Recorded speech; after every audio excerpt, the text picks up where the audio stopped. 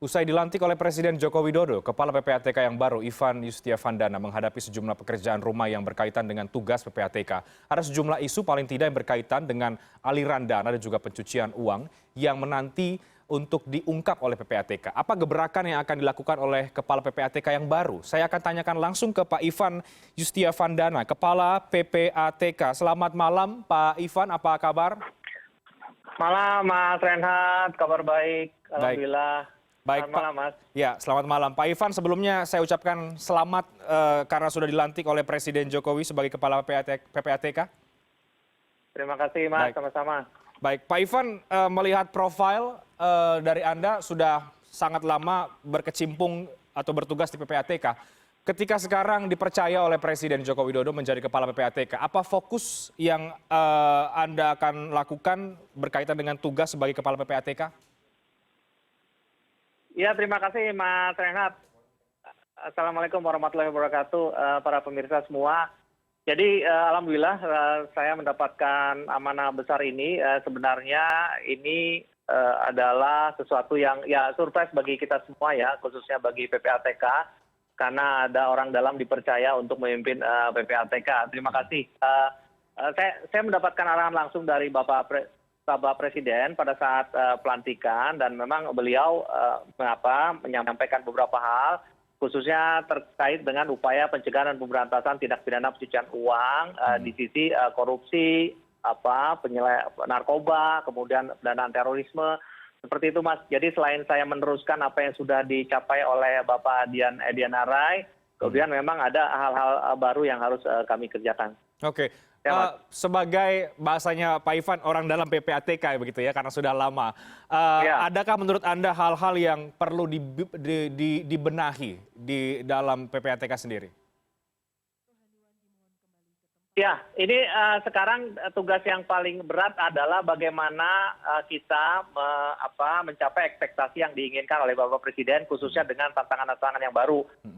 Sekarang kita menghadapi yang namanya pinjol, kemudian menghadapi yang namanya peredaran obat secara ilegal, kemudian menghadapi Pandora Papers, menghadapi maraknya tindak pidana korupsi, pendanaan terorisme, dan segala macam. Nah, sekarang memang tinggal bagaimana mengutilisasi, mengoptimalkan sumber daya di PPATK agar mampu menangani ini semua. Jadi itu merupakan sebuah pekerjaan yang memang sudah saya kerjakan sejak menjadi Deputi Pemberantasan, Mas. Jadi tinggal melanjutkan saja apa yang sudah kami kerjakan dan memperkuat apa yang sudah dicapai selama ini. Demikian Mas Renat. Baik, termasuk soal pinjol dong Pak Ivan. Karena kan ada permintaan Ya, Presiden betul. juga kepada PPATK untuk memberantas pinjol. Anda sebelumnya Deputi Pemberantasan. Setelah kemudian ini menjadi sorotan publik, pinjol ini selama ini penelusuran dari PPATK terkait dengan pinjol ini sebenarnya bagaimana Pak Ivan? Apakah ini kemudian masuk dalam atau ada dugaan indikasi ini masuk ke dalam pencucian uang? Ya, terima kasih. Pertama mungkin yang paling penting disampaikan kepada teman-teman media dan kepada publik semua. Konteks pinjolnya sendiri tidak ada yang salah ya Mas Renhat ya. Itu bisa memang membantu masyarakat, justru bisa mengembangkan perekonomian bangsa gitu. Kalau pinjol itu dilaksanakan secara taat asas, secara sesuai peraturan perundang-undangan yang berlaku. Tapi yang terjadi sekarang kan fintech peer-to-peer lending ini dipakai untuk menguntungkan mereka sendiri dengan memeras masyarakat, melakukan penipuan, apalagi pendirian dari pinjol ini dilakukan secara ilegal. Tidak melalui prosedur normal sehingga itu berdampak buruk terhadap masyarakat. Jadi melakukan penagihan secara sporadis dengan mengorbankan harga diri masyarakat itu yang menjadi masalah kemudian, Mas Renhat.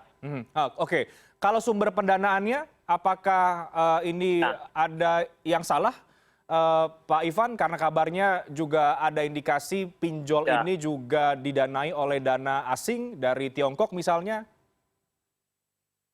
Ya, dalam skema pelaporan yang diterima oleh PPATK sesuai dengan kewajiban yang termasuk dalam Undang-Undang Nomor 8 2010 tentang tindak pidana pencucian uang, memang ada kewajiban dari penyedia jasa keuangan untuk menyampaikan laporan kepada PPATK. Salah satunya yang menarik adalah laporan transaksi dari luar negeri ke Indonesia atau dari Indonesia ke luar negeri. Nah, itu kita dalami. Jadi kita sebarkan 150 data pinjol ilegal kepada seluruh penyedia jasa keuangan untuk kita potret transaksi keuangannya. Memang kita menemukan beberapa pinjol itu melakukan transaksi terkait dengan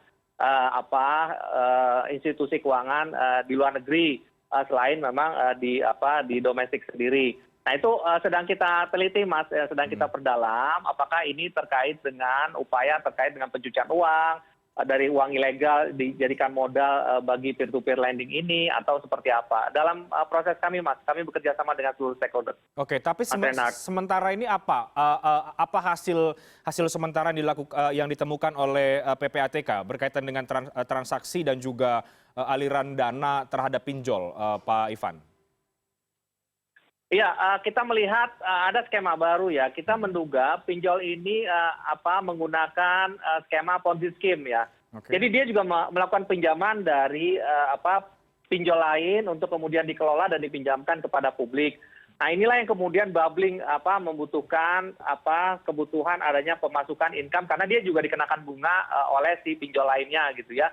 Untuk kemudian beban bunga itu dibebankan kepada publik peminjam dari pinjol tersebut, khususnya yang ilegal. Nah, untuk terkait dengan dana-dana yang berasal dari luar negeri, PPATK sedang melakukan pendalaman karena banyak sekali data yang dimintakan kepada penyedia jasa keuangan terkait dengan aliran dana pinjol ilegal ini, Mas. Oke, tapi benar tidak sih Pak Ivan bahwa salah satu sumbernya misalnya aliran dana ini berasal dana asingnya berasal juga dari China misalnya? Ya, sedang kita telah Mas, karena banyak sekali negara-negara yang terkait dengan kegiatan pinjol ini. Jadi akan kita teliti. Tapi yang menjadi penting bagi PPATK adalah kita memastikan tidak ada skema pencucian uang. Jadi uang ilegal yang dipakai menjadi modal bagi kegiatan pinjol ini. Jadi bisa saja uang berasal dari kegiatan ilegal, entah narkotika, entah korupsi, bahkan entah misalnya kegiatan illegal mining, ilegal macam-macam kegiatan ilegal di luar yang dipakai untuk memodali kegiatan pinjol ini. Ya itu yang harus PPATK amati ya dalam kesempatan mendalami kegiatan pinjol ini sesuai dengan arahan Bapak Presiden. Oke, jadi sumber dananya ya, Pak Ivan yang akan ditelusuri oleh sumber dananya. Oleh PPATK. Jadi pasti sumber dananya. Oke, untuk memberantas pinjol yang apalagi yang ilegal, karena juga Anda lama di Deputi Pemberantasan. Sekarang ketika Anda sudah menjadi Kepala PPATK, bagaimana kemudian ini ke depan? Apakah akan bekerja sama dengan sejumlah pihak atau seperti apa upaya pemberantasan yang akan dilakukan nantinya? Ya, kita tentunya akan bekerja sama dan sudah bekerja sama dengan stakeholder. Kita bekerja sama dengan lembaga pengawas dan pengatur, ada BI, ada OJK, kemudian ada Kemenkominfo, kemudian Kemenkop UKM, serta Kepolisian Negara Republik Indonesia. Bahkan kita juga bekerja sama dengan BIN, ya. Jadi kita melakukan semua upaya terkait dengan kegiatan pinjol ilegal ini ya, bukan pinjol ya, kegiatan pinjol ilegal ini agar masyarakat terlindungi. Jadi bagi kita itu adalah sesuatu yang absolut harus kita lakukan melindungi kepentingan masyarakat banyak dari kegiatan ilegal ini, Mas. Oke, termasuk ada MOU dengan Kemenkeu, Pak Ivan. Ini targetnya apa dan tujuannya untuk apa saja? Kalau MOU dengan Kemenkeu memang itu skopnya akan luas karena kita akan membantu Ibu Menkeu khususnya dalam penerimaan negara di sektor perpajakan dan kepabeanan, dan kita juga coba membantu teman-teman di bea cukai dan di perpajakan untuk mencegah dan melakukan pemberantasan terkait dengan adanya TPPU di sektor kepabeanan dan di sektor perpajakan, misalnya penggelapan pajak, tax avoidance dan segala macam seperti itu, Mas. Oke, jadi terkait perpajakan yang nantinya akan menjadi fokus Anda dan akan Anda soroti ini adalah isunya yang soal apa, Pak Ivan? Oh, kalau terkait dengan perpajakan banyak sekali. PPATK juga menerima hasil kajian dari teman-teman DJP untuk kemudian diperdalam oleh PPATK. Dan itu berdampak terhadap pemasukan terhadap negara yang bisa diperoleh oleh teman-teman dari pajak. Ya. Jadi apabila teman-teman pajak merasa bahwa potensi perpajakan dari satu wajib pajak ini dirasakan masih kurang, ada harta-harta yang disembunyikan itu selalu dimintakan kepada PPATK, Mas. Oke, baik. Pak Ivan, kita juga ke isu yang lain yang menarik untuk didiskusikan dan tentu banyak masyarakat yang ingin tahu juga soal modus perusahaan cangkang yang dipublikasikan oleh di Panama Papers yang dulu kemudian muncul sekarang Pandora Papers. Ini kan sudah hampir 2-3 minggu lebih ya. Sejauh mana PPATK berani menelusuri soal aliran dana ini atau mungkin dugaan pencucian uang yang kemudian juga melibatkan pejabat negara? Ya, Mas Reinhardt, ini bukan tentang berani tidak berani ya. Ini tentang ya ini sekali lagi ini tentang tusi PPATK. Memang PPATK berdasarkan laporan yang diterima dari penyedia jasa keuangan, PPATK akan melakukan pendalaman. Jadi penyedia jasa keuangan secara voluntarily melakukan semacam upaya penelusuran terkait dengan data-data yang keluar di Pandora dan kemudian dilaporkan kepada PPATK bila ada. Nah, atas dasar laporan itulah kemudian PPATK melakukan pendalaman. Selain itu PPATK juga melakukan pendalaman berdasarkan data-data yang ada di dalam database PPATK. Mas Renat paham, PPATK sekarang saja sudah menerima hampir 250 juta data ya. Jadi kita akan melakukan cross check apakah data yang ada di dalam Pandora Papers tadi itu ada relevansinya dengan database yang ada di dalam database PPATK. Apabila ada kita perdalam. Oke. Apabila ada kita perdalam. Sejauh ini temuan dari PPATK bagaimana, Pak Ivan? PPATK masih bekerja, Mas. PPATK masih bekerja. Khususnya kita akan cross check dengan LHKPN dan kemudian kita identifikasikan terkait dengan political expose person ya, apakah ada di dalam laporan Pandora Papers tadi, dan kemudian kita akan melakukan cross check dengan SPT tahunan mereka, selain kita akan melakukan peninjauan terhadap LTKM, laporan transaksi keuangan mencurigakan, laporan transaksi keuangan tunai, atau laporan transaksi keuangan lintas batas yang diterima oleh PPATK. Mas. Oke, kalau kemudian proses masih jalan terus, Mas Reinhardt. Ya. Artinya masih jalan terus. Masih berjalan ya. Kalau kemudian nanti ditemukan ada sesuatu yang menyimpang, apakah kemudian ini bisa untuk berlanjut ke ranah hukum berikutnya atau akan dipublikasikan oleh PPATK atau bagaimana? Termasuk juga soal Panama Papers yang dulu sempat muncul juga. Ya. Ini kabarnya bagaimana ini, Pak Ivan? Tapi dijawab nanti, kita break dulu, Pak Ivan. Kami akan segera kembali sesaat lagi.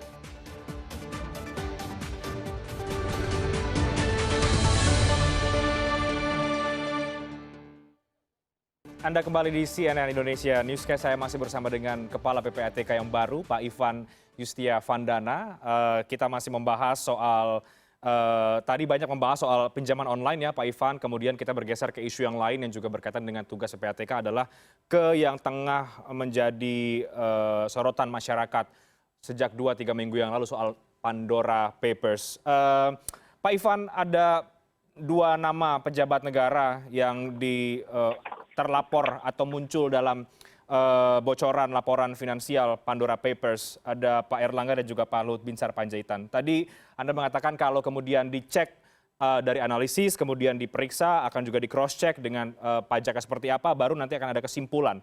Apabila berdasarkan penyandingan tersebut, Pak Ivan, ditemukan indikasi yang kuat bahwa orang-orang tersebut melanggar hukum atau profil keuangan tidak sesuai, what next setelah itu, Pak Ivan? Apa yang bisa dilakukan oleh PPATK?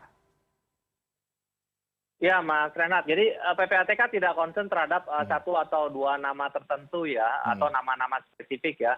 Jadi PPATK mendalami keseluruhan, bisa jadi nomini, bisa jadi nama-nama tertentu yang terkait dengan WNI misalnya, tapi tidak ada pretensi bahwa ingin mendalami untuk maksud lain. Jadi apabila kemudian PPATK berdasarkan database PPATK yang match dengan informasi yang keluar dari Pandora tersebut menemukan adanya dugaan tindak pidana pencucian uang misalnya, tentunya PPATK sesuai dengan kewenangannya pasal 44 Undang-Undang Nomor 8 Tahun 2010 akan disampaikan kepada penyidik ya, Mas, kepada teman-teman di Barreskrim, kepada Bapak Kapolri. Nah, nanti kita akan diskusi dengan teman-teman di Barreskrim menindaklanjuti tersebut. Apakah itu terkait dengan TPPU, apakah kemudian terkait dengan perpajakan? Perpajakan juga DJP juga akan kami sampaikan. Nah, kita akan membangun komunikasi kemudian berdiskusi. Tapi sejauh ini kita masih melakukan pendalaman, Mas Renhat. Oke, berapa lama itu, Pak Ivan, pemeriksaan, analisis, pengecekan, mencermati satu demi satu atau dari laporan tersebut berapa lama butuh waktu oleh PPATK biasanya? Karena dulu pernah juga ada Panama Papers kan? Ya, terkait dengan durasi pemeriksaan ataupun analisis itu tergantung dengan komplikasi dari kasus per kasus, Mas Renhat. Jadi tidak bisa digeneralisir. Ada kasus yang kita selesaikan dalam waktu 1 minggu apabila datanya lengkap. Bahkan ada kasus yang kita selesaikan dalam tempo bertahun-tahun karena kompleksitas dari masing-masing kasus tersebut. Jadi ini sekali lagi tidak bisa digeneralisir, tidak bisa kita sampaikan berapa waktu yang dibutuhkan terkait dengan pertanyaan khusus ini. Tapi prinsipnya PPATK akan mencoba melakukan penelusuran sesuai dengan norma-norma hukum, koridor hukum yang berlaku yang harus dipatuhi oleh PPATK.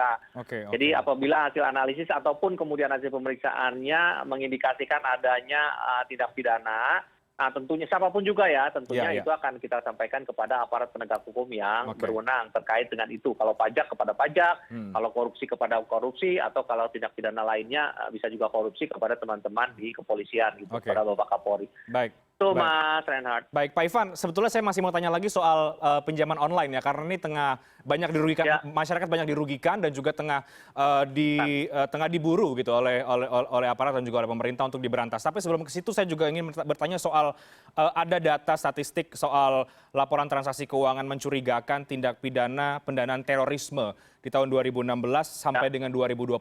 Saya juga yakin Pak Ivan sudah paham soal ini. Ada sekitar 4 ribuan LTKM terkait pendanaan terorisme dan 172 hasil analisis dan informasi terkait pendanaan terorisme. Soal ini bagaimana Pak Ivan untuk membongkar dan juga menganalisis pendanaan dari luar mungkin atau dari manapun soal terorisme?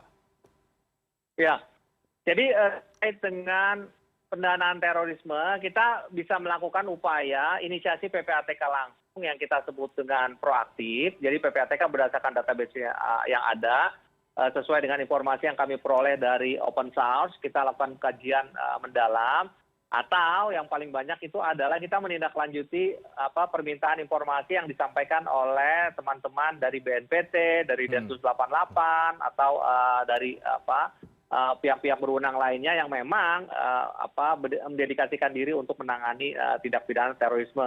Termasuk juga permintaan dari luar negeri ya. Ada FIU luar negeri yang meminta kepada PPATK terkait dengan data-data tertentu gitu, Mas.